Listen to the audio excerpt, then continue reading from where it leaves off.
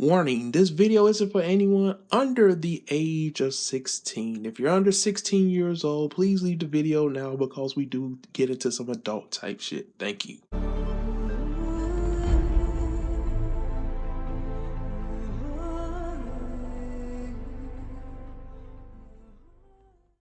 What is up, ladies and gentlemen? This is your boy CharlesISanimeWorld, and welcome to my review of the greatness,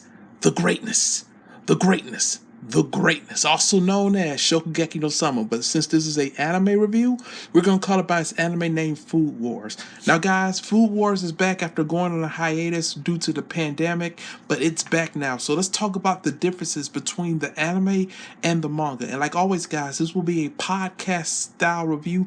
So if you need to open up another tab and just listen to me in the background, you can do so. But I will be having pictures on screen to show you guys the difference between the anime and the manga. So let's get this thing started, guys.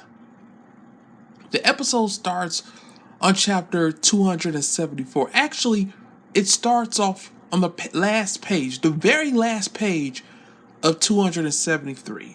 But it's going to do a lot of jumping. As we know how JC staff works, they jump around from chapter to chapter, and they use portions of chapters to put together a full episode. So let's talk about the differences between the anime and the manga for the greatness, also known as Shokugeki no Soma.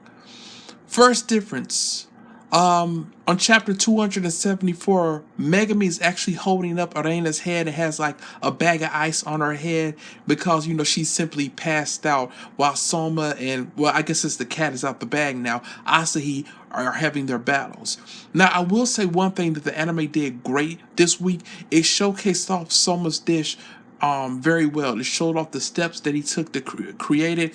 It did that very well. I thought that they would try to, you know, not go so in depth because it's an anime, but I have to admit the anime did a good job at showcasing that. I will give them that. So let's talk about the next difference between the anime and the manga. So the next difference actually takes place on chapter 275. Asahi's food is so good that it makes Soma fall in a dumpster. No, it legitimately makes him fall in the dumpster. And Gen is also there. So, for some reason or another, the anime thought that Soma falling into a dumpster wasn't a good look. I don't know what JC staff thought that, but at this point, I don't see why they had to leave that out. It would have been funny, but they decided to take it out because, like I said, Soma legitimately falls into a dumpster as if Soma is trash.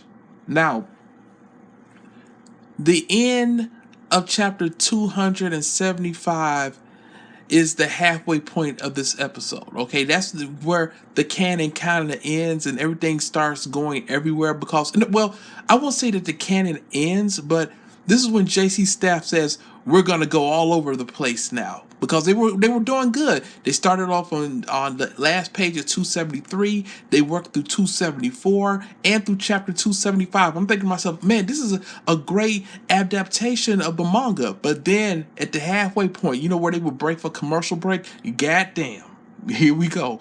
So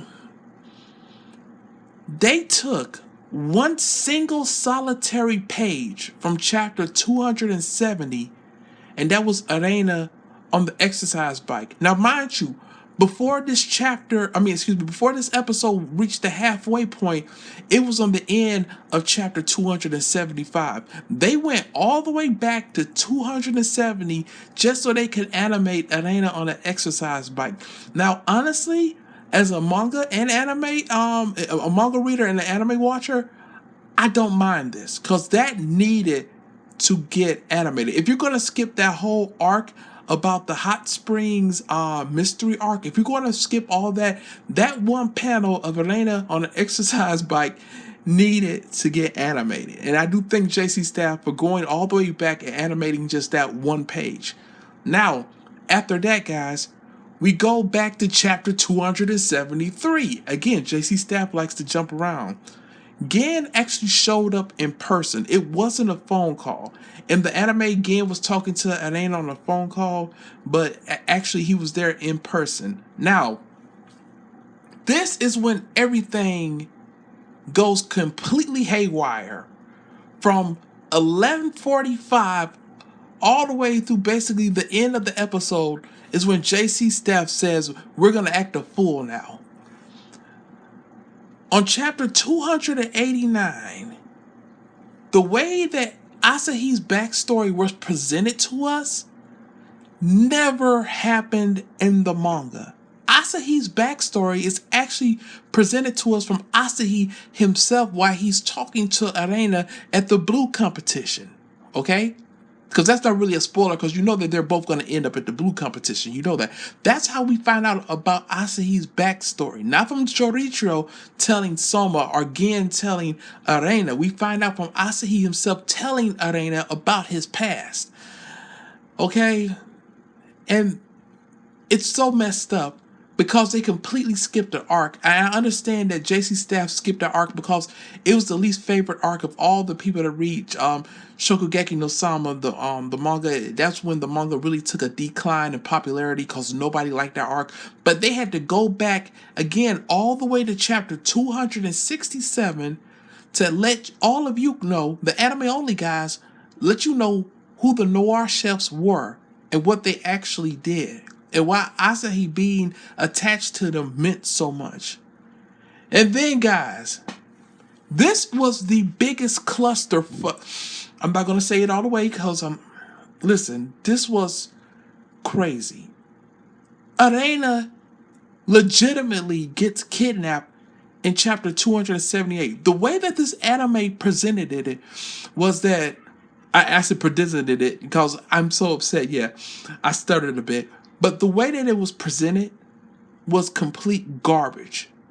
So Asahi just jumps into Arena's room and he unveils this dish that's so good that it makes Arena feel like she's being kidnapped. That is not the case. That is not what happened. Arena legitimately got kidnapped and was taken to Asahi's little, I don't know, hideout or whatever with the rest of these noir chefs. Now, the noir chefs that you see in the panel that I'm showing on screen right now are actually the ones that are behind Asahi in the anime in those cloaks. So, again, that's complete, utter garbage the way the anime handled that.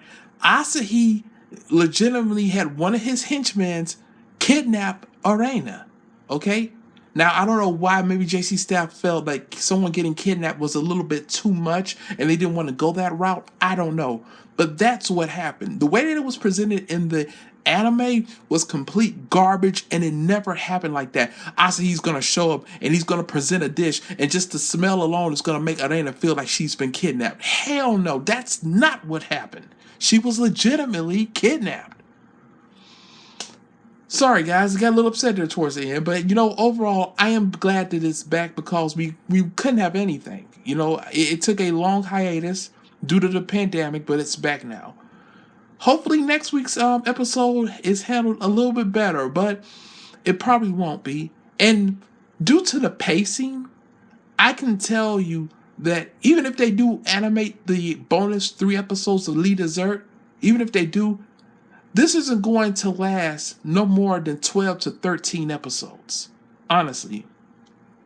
Because we're on episode, 3 right now? 3 of this season? We're already on episode 3 right now.